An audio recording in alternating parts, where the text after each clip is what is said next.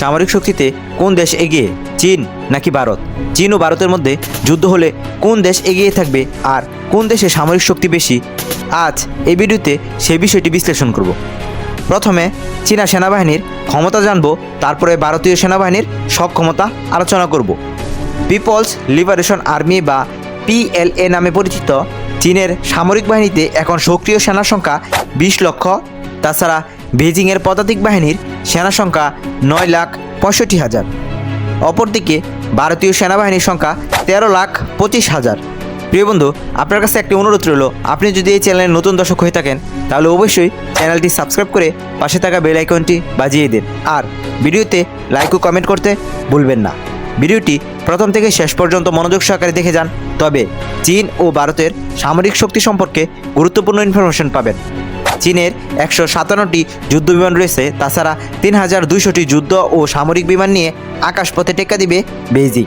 আর ভারতের হাতে যুদ্ধ বিমানের সংখ্যা হলো 606টি।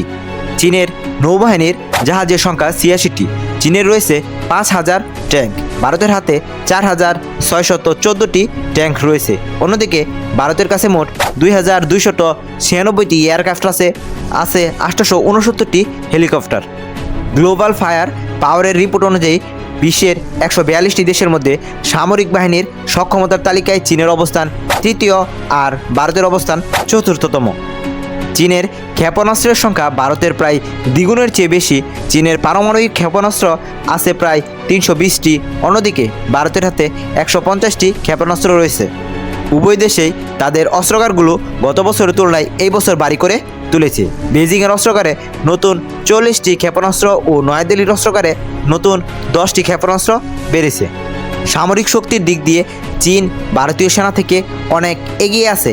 বন্ধু, আপনার কাছে যদি ভিডিওটি ভালো লাগে, চীন ও ভারতীয় সেনা সদস্যদের ক্ষমতা সম্পর্কে নতুন কিছু তথ্য জানতে পারেন, তাহলে অবশ্যই চ্যানেলটি সাবস্ক্রাইব করে পাশে থাকা বেল আইকনটি বাজিয়ে দিন।